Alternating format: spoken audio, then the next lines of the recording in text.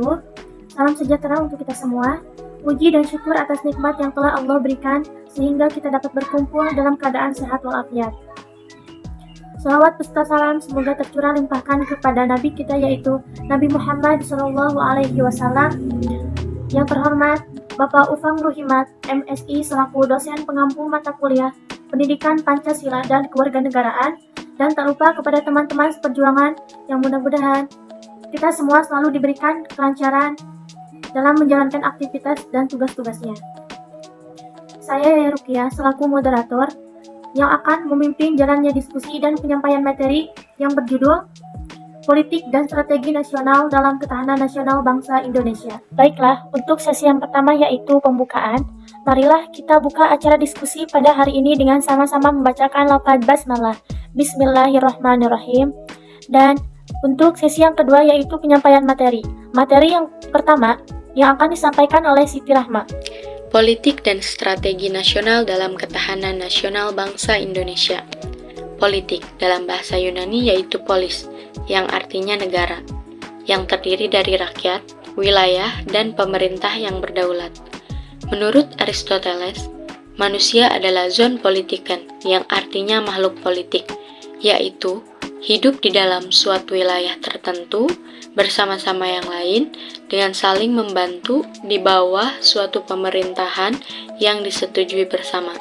Politik mengandung arti suatu keadaan yang dikehendaki disertai dengan cara dan alat yang digunakan untuk mencapai tujuan. Strategi adalah cara untuk mendapatkan kemenangan atau cara untuk mencapai suatu tujuan yang telah ditetapkan.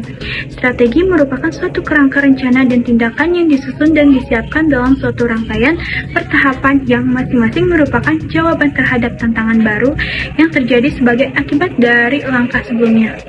Dan keseluruhan proses terjadi dalam suatu tujuan tertentu. Politik nasional dan strategi nasional atau politik strategi nasional. Politik nasional adalah asas, haluan usaha serta kebijakan tindakan dari negara tentang pembinaan, perencanaan, pengembangan, pemeliharaan, dan pengendalian, serta penggunaan potensi nasional untuk mencapai tujuan nasional. Politik nasional meliputi yang pertama, politik dalam negeri, yang kedua, politik luar negeri, yang ketiga, politik ekonomi, dan yang keempat, politik pertahanan keamanan.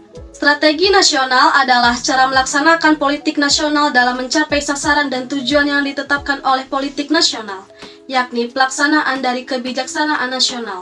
Dalam melaksanakan politik nasional, disusunlah strategi nasional, seperti jangka pendek, jangka menengah, dan jangka panjang. Pelaksanaan politik dan strategi keamanan nasional.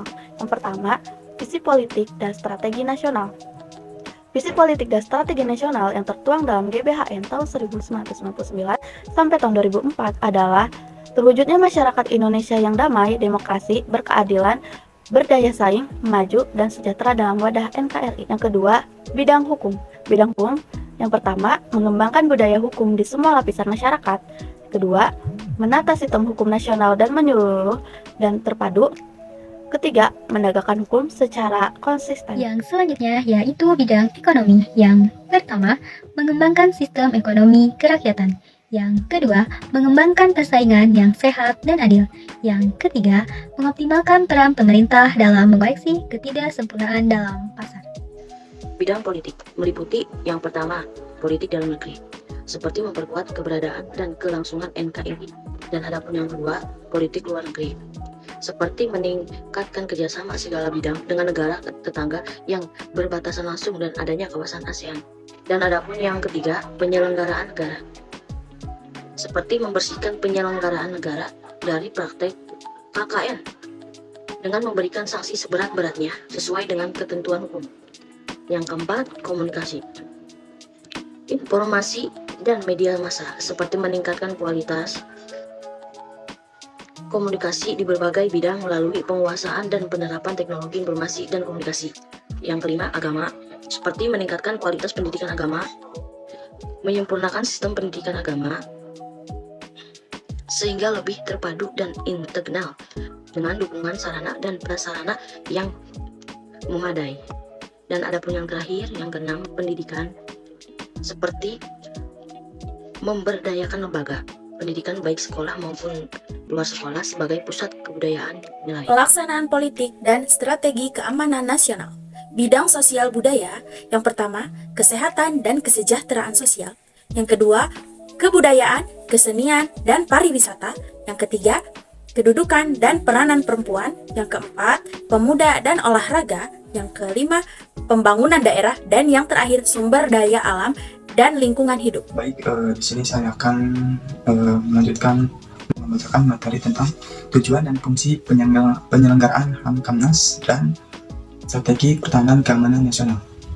Tujuan dan fungsi penyelenggaraan HAM-Kamnas. Tujuan politik strategi pertahanan keamanan nasional POLS dan HAM-Kamnas yaitu untuk menjadikan pedoman dalam usaha meningkatkan ketahanan HAM-Kamnas dalam rangka ketahanan nasional dengan sarana material dan pembiayaan keuangan yang terbatas yang dapat mengamankan dan sekaligus mendorong ketepatan peningkatan ketahanan di bidang kesejahteraan nasional. Oleh karena itu, perlu syarat-syarat sebagai berikut. A. Adanya konsep politik dan strategi HAM-Kamnas yang merupakan bagian integral dan politik dan strategi nasional yang berjangka panjang, jangka sedang, dan pendek. B. Mekanisme yang tepat untuk merealisasikan konsepsi politik dan strategi tersebut. C. Kepemimpinan HAM-Kamnas yang mampu merealisasikan konsepsi politik dan strategi tersebut. Selanjutnya itu D. Strategi pertahanan keamanan nasional. Strategi pertahanan keamanan nasional meliputi A. Pengamanan ketetapannya, tujuan-tujuan dan dasar-dasar rangkaian politik nasional. B. Penyempurnaan efektivitas, efisiensi, dan integritas masyarakat sehingga dapat menjadi inti kekuatan-kekuatan HAM-Kamnas yang kokoh, kuat, dan kompak. C. Penyusunan kekuatan HAM-Kamnas sebagai stabilitas perdamaian yang aman di Asia, khususnya dunia dan pada umumnya. Baik, selanjutnya saya silakan kepada moderator. Saya ucapkan terima kasih kepada anggota kelompok 3 yang telah menyampaikan materinya. Nah, dari pembahasan materi yang telah disampaikan, dapat disimpulkan bahwa politik dan strategi nasional Indonesia akan berhasil dengan baik dan memiliki manfaat yang seluas-luasnya bagi peningkatan kesejahteraan dan kebahagiaan seluruh rakyat.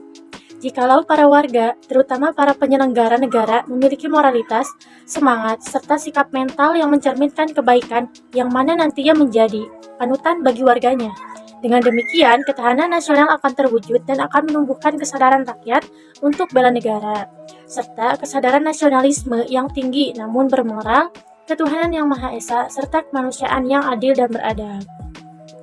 Terakhir, marilah kita tutup diskusi ini dengan sama-sama membacakan lafaz hamdalah, alhamdulillahirabbil alamin. Sekian, terima kasih. Mohon maaf bila ada kekurangan.